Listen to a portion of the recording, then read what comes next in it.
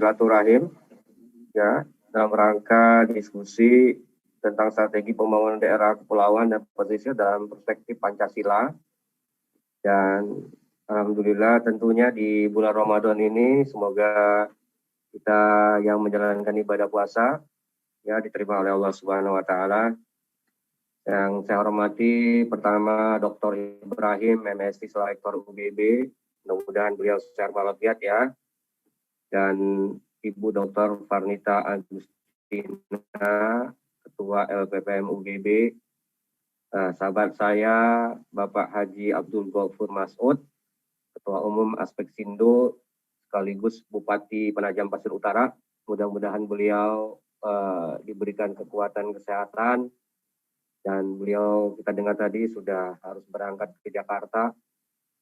Mudah-mudahan diberikan keselamatan untuk sampai ke tempat tugas yang beliau lanjutkan.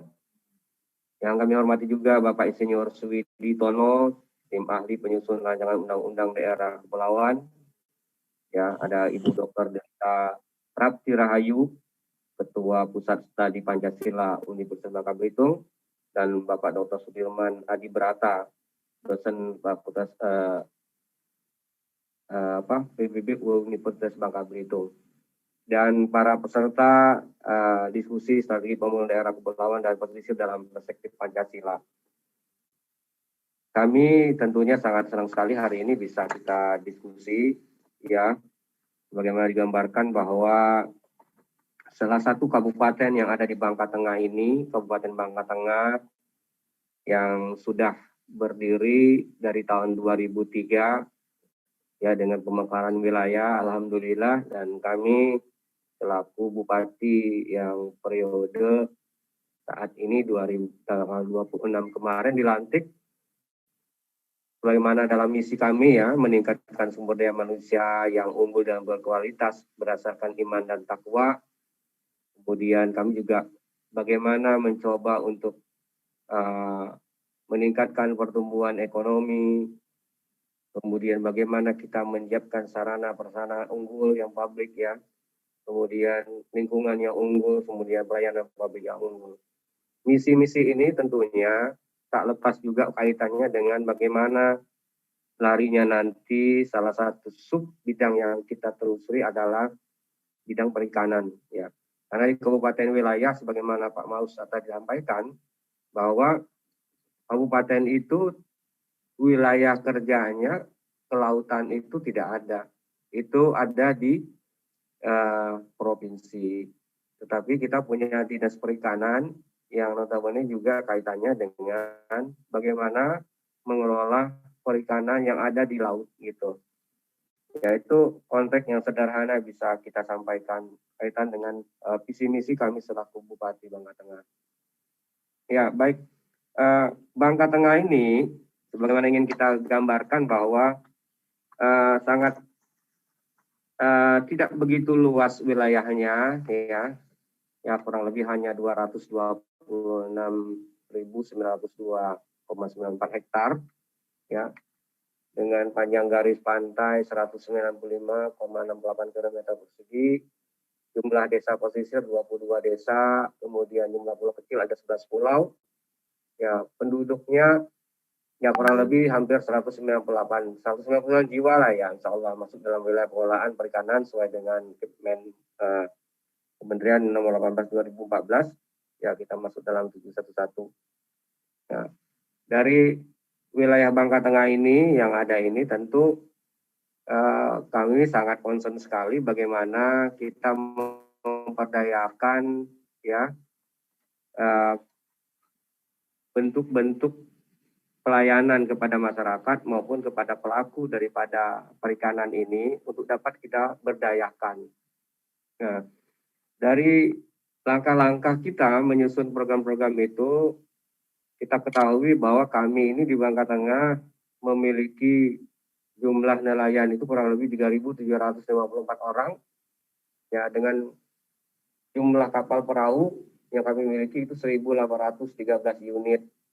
Ya, volume produksi kita lumayan ya di Bangka Tengah ini.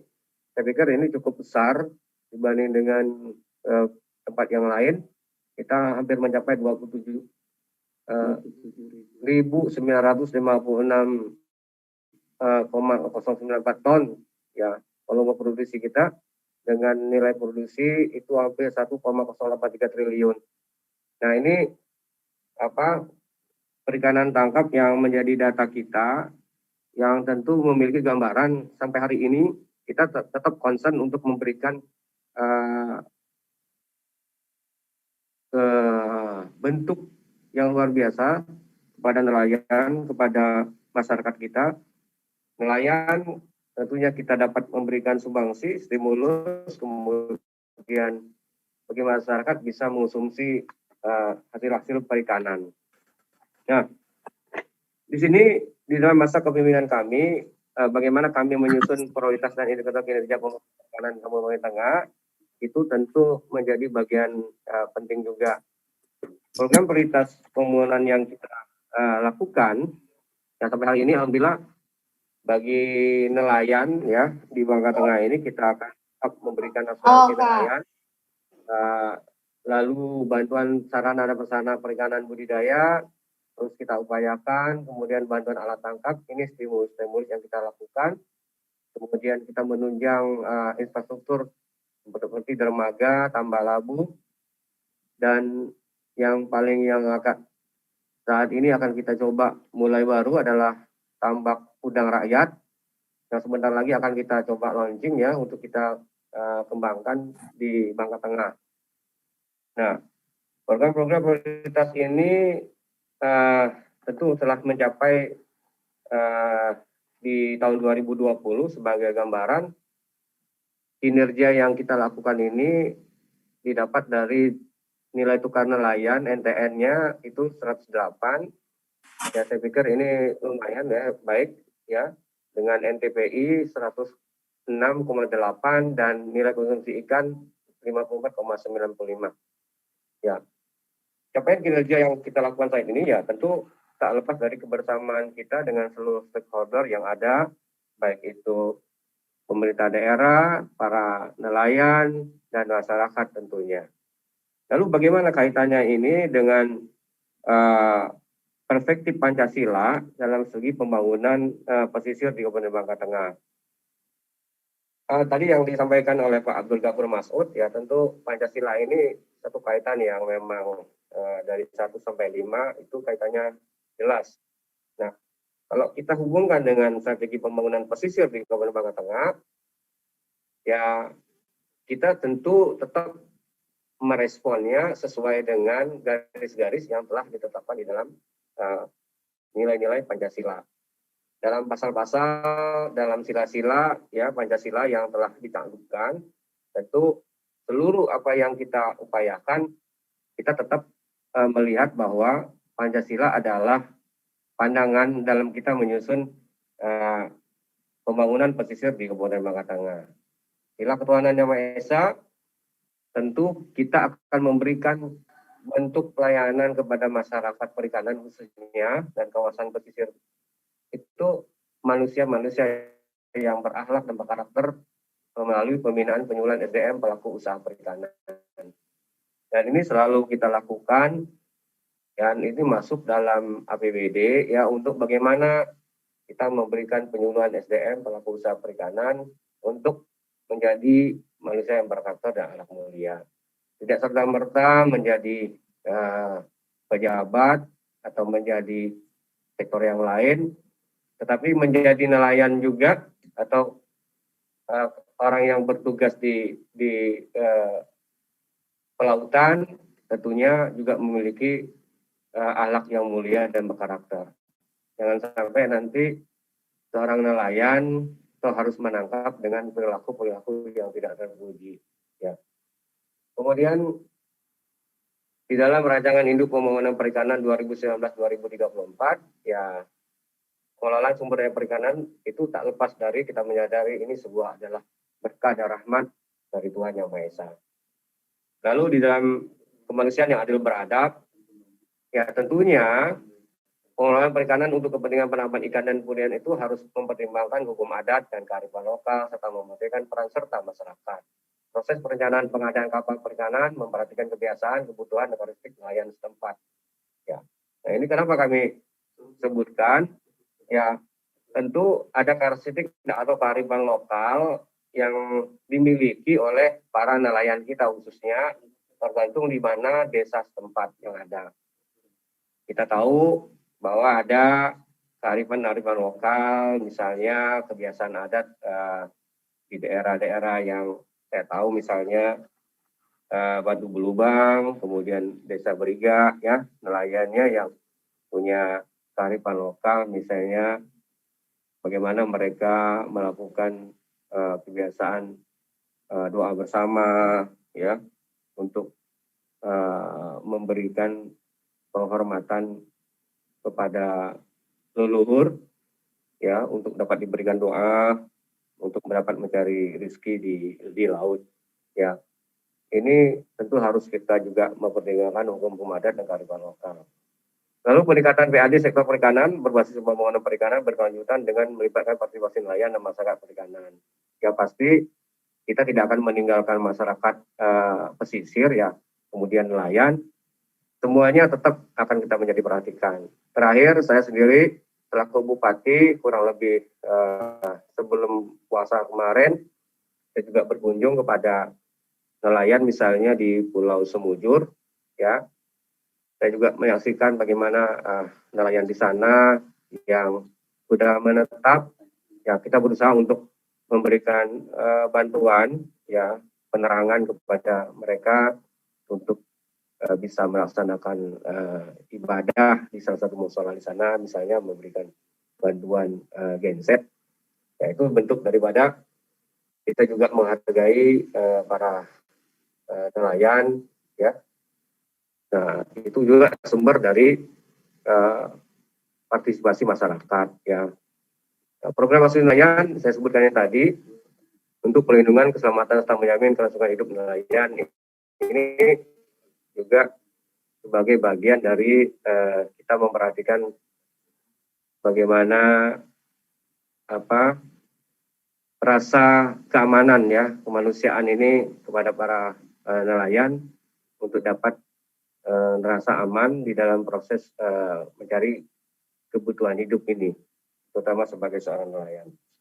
Kemudian dalam Persatuan Indonesia, ya tentu kita selalu ingin bersama-sama maupun jiwa kebangsaan, patriotisme dan nasionalisme masyarakat pesisir Kabupaten Bangka Tengah untuk tetap menjadi merasa memiliki, ya, untuk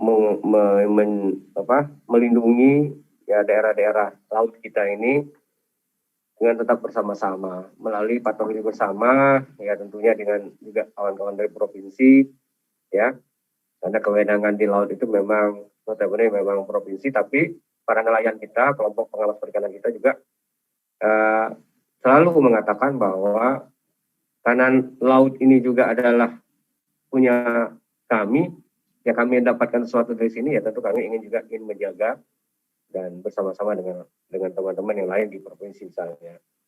Nah, kalau kita kaitan dengan bagaimana kerakyatan yang dipimpin oleh hikmat kebijaksanaan di dalam Pancasila ini sendiri, ya tentu kita ingin tetap, ya, melaksanakan pengelolaan perikanan ini akan terus berkelanjut, yaitu pengelolaan perikanan dilakukan secara terencana dan mampu meningkatkan kemakmuran serta kesejahteraan rakyat dengan mengutamakan kelestarian lingkungan hidup. Nah, penyusunan master plan, DED, dan dokumen lingkungan untuk pembangunan sarana perikanan. Terselenggara kebersamaan dan kemitraan yang sehat antara industri perikanan, nelayan, atau koperasi perikanan. Ya, ini semua bagaimana kita mencoba untuk menumbuh kembangkan, ya, potensi-potensi daripada para nelayan, khususnya ada potensi perikanan untuk bisa lebih baik dan lebih maju ke depannya. Ini tetap kita lakukan bersama-sama. Dan pemerintah daerah tentu akan selalu menjadi leadernya untuk mengajak teman-teman lebih baik ke depannya.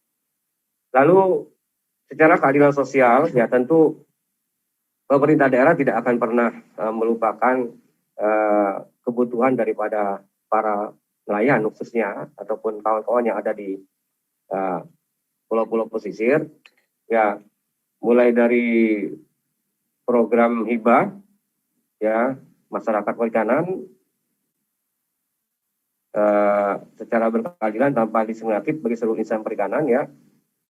Lalu sebagaimana visi misi kami bahwa ke depan kita akan juga memberikan pelayanan tambak udang rakyat bagi masyarakat ya pesisir khususnya untuk mulai juga menikmati ya tambak rakyat ini sebagai salah satu bentuk pelayanan pemerintah daerah kepada masyarakat pesisir khususnya, dengan tentunya nanti ke depan akan berkombin dengan para pengusaha yang terlebih dahulu pernah melaksanakan ini, karena kita tidak akan bisa lepas karena kita baru memulai, ya tentu harus kita punya orang tua asuh arti nama ini untuk memberikan edukasi kepada kita di dalam membuat tambak rakyat ini. Lalu program alat tangkap alat bantu masyarakat pulau-pulau kecil di Gubernur Bangka Tengah tetap memang ini menjadi program stimulus kita di dalam mengembangkan bagi nelayan khususnya kualitas, mutu, ya kemampuan kedepannya juga akan tetap lebih baik. Lalu fasilitas perizinan usaha bagi pelaku usaha perikanan ya tetap akan kita berikan. Mudah-mudahan nanti ke depan di tahun berikutnya ada inspektor yang juga akan melirik bahwa ada sektor perikanan ini menjadi salah satu yang akan menjadi idola di Bangka Tengah ini. Ya. Nah, para peserta yang saya hormati, ada inovasi yang kita coba buat ya di dalam menciptakan keunggulan di Bangka Tengah ini, yang selama ini sering dipakai oleh teman-teman ya para nelayan khususnya maupun para mancing mania. Salah satu adalah kita punya Sidofin, sistem informasi daerah potensial penangkapan ikan. Dan ini salah satu aplikasi yang kita punya yang kita harapkan bisa dimanfaatkan oleh masyarakat di dalam mencari titik-titik yang potensial untuk menangkap ikan ya. Alhamdulillah sampai ini alhamdulillah semuanya sudah mulai ikan. Dan dalam tahun ini kita juga sudah mencoba bekerja sama dengan salah satu universitas ya untuk membuat sebuah inovasi yang baru yaitu lempah kuning ikan dalam kaleng. Nah ini sudah hampir mendekati untuk kita dapat launching ya nanti. Ya mudah-mudahan dalam waktu dekat ini sudah ada. Ini alhamdulillah ini diproduksi oleh Blok Larang Dalam. Ya tentu ini adalah pembinaan dari kawan-kawan di perikanan Bangka Tengah. Dan saya pikir ini alhamdulillah mudah-mudahan ini juga menjadi sebuah inovasi yang baru dan ke depan kita akan tetap membuat suatu inovasi yang ke depannya akan juga hal yang baru. Nah, tentunya kita lupa juga dari segi infrastruktur kita juga ada kantor-kantor UPTD ya yang menunjang daripada kegiatan kita, kemudian kios maritim dan kita juga bekerja sama dengan provinsi, misalnya di Kurau, kita punya TPI di situ. Ya, yang tahu ini semuanya ini adalah kolaborasi dari semua pihak artinya. Karena kita tidak bisa lepas karena undang-undang juga mengatakan demikian bahwa wilayah ini ada wilayah provinsi, wilayahnya kabupaten, ya ada ranah pusat. Di mana kan kita berteriak ya tetap aja kalau memang undang-undangnya tidak berubah kita masih tetap mengacu kepada yang tersebut. Memang tidak bisa dipungkiri apa yang disampaikan Pak Abdul Ghafur Mas'ud bahwa kadang-kadang memang undang-undang yang keluar itu ya ada sedikit tidak menguntungkan bagi daerah khususnya bagi kabupaten dan kota. Tapi bagi kami di Kabupaten Bangka Tengah mau tak mau ya tetap kita jalankan. Seperti tadi disebutkan undang-undang kehutanan, undang-undang lingkungan hidup. Ya itu terang kalau undang-undang kehutanan ya saya sebutkan 56,6% wilayah hutan di Bangka Tengah itu termasuk kawasan. Nah itu juga suatu problema yang buat kami artinya harus kita pecahkan. Bagaimana kita mau investasi kalau seluruh wilayah punya status hukum, itu ya hutannya. Tapi insya Allah semua itu kan perlu usaha dan upaya yang kita lakukan, dan harapan kami ya tentu pemerintah pusat tidak hanya